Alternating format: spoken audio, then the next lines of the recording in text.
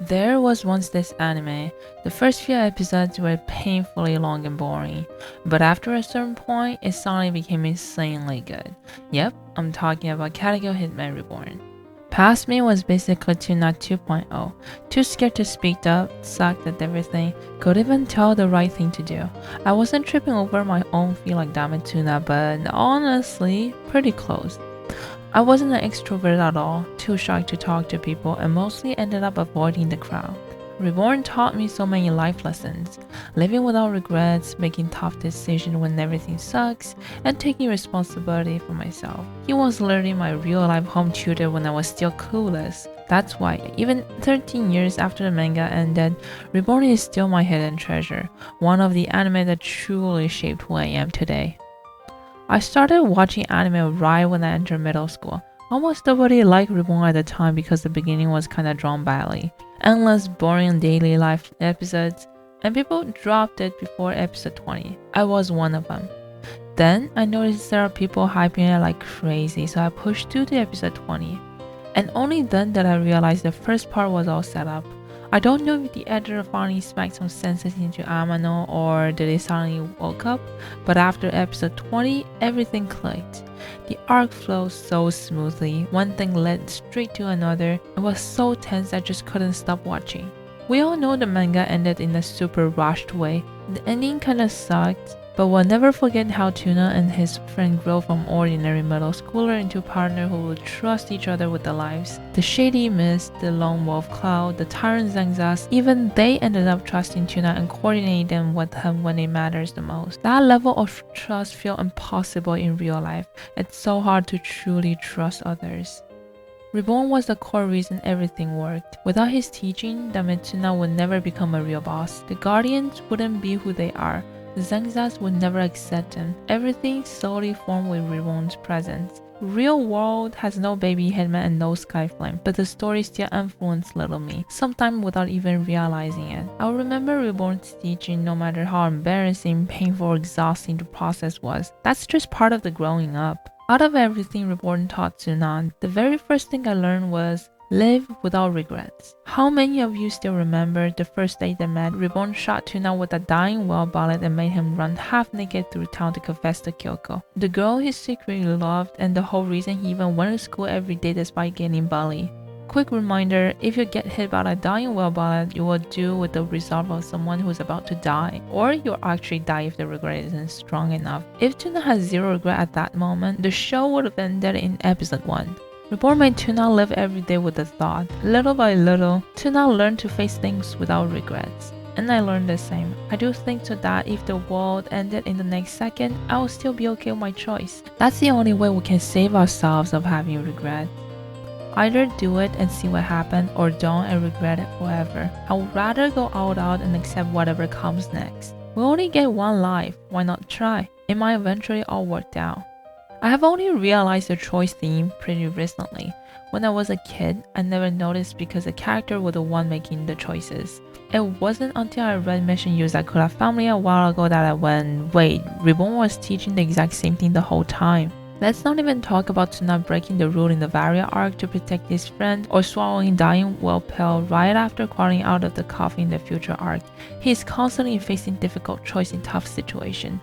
He didn't want his friend to get hurt, so he has to pick one path, even when none of the options are truly good and the outcome might still be terrible. The moment that hit me the hardest was Byakuran's so-called choice game. Tuna knew it could hurt his friends, yet he still chose to believe in them. Reborn never once made the choice for him. No matter how bad things got, Tuna always chose for himself. Only by choosing he moves forward, and only by choosing he and his friend can return to 10 years ago. Our lives are built from countless choices. Some are easy, coffee or breakfast first, showering in the morning or night, but some others hurt like hell. Say in this relationship will leave, save job, or chase the dream.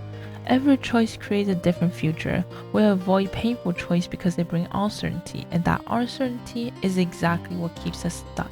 Reborn taught me this. No matter how bad the situation gets, always make the choice that comes from your heart. That's the only way you truly move forward. Just like in that moment when Uni was asking for help and Reborn turns to Tuna and asks, what do you want to do? Tuna chose to save her. even though he knew full well that saving her would end up hurting her too. My neighbor manga Yozakura Family teaches the exact same lesson. If you want me to make a full video about Mission Yozakura Family, smash that like button and leave a comment. Being a boss means carrying heavy responsibility, and Tuna hated that at first. He kept complaining about Reborn showing up and forcing him to become Vangaladissimo.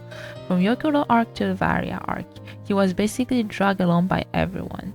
Then the future arc threw him into a completely unfamiliar world.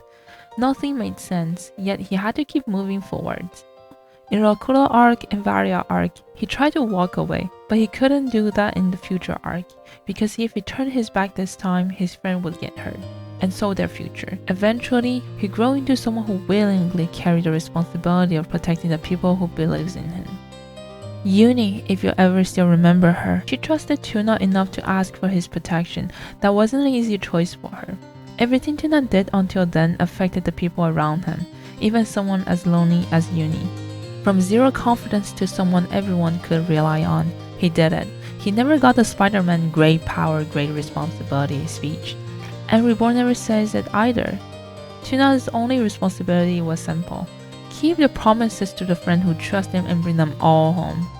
In real life, we get all kinds of responsibilities dumped on us. Some we agree to, some we didn't. It's okay to mess up. Everyone does. Just own it, fix it, learn from it. If there's conflict, talk. If can't do something, says you can. Taking responsibilities from our words and actions is an attitude towards life. Even when the world make honesty hard, at least keep the promise we make to ourselves. Reborn would never say these cheesy lines. He's way too thundered, but he proved with every action he told Tuna in the first episodes. I'm here to raise you into a Vangalatans, and Tuna really did become that person. Katago Hitman Reborn is a shonen style anime. It's slow to start, we never got season 2, and the manga ended way too rushed. When I read the final chapter, I genuinely thought it was just a random daily life chapter, and I kept reading fan work thinking it was the real continuation. What happened to the Alcobareno after the curses was lifted? What about Tuna's life after graduation? However, that open ending gave birth to so many amazing fan work, and I still read them till this day. Over the past few years, I've actually been using everything Reborn taught Tuna and became who I am today. I don't regret any choice I made. I'll keep doing my best so that when I turn 80s, I have zero regrets. Keep making choices that push me forwards and take responsibility for them. That's what Reborn gave me, something I'll never forget. So yeah, please give Reborn a chance. Old school shonen anime isn't like today's instant gratification power fantasies. A lot of its message hits completely different when you rewatch as an adult. That's exactly why it still meant so much to me today.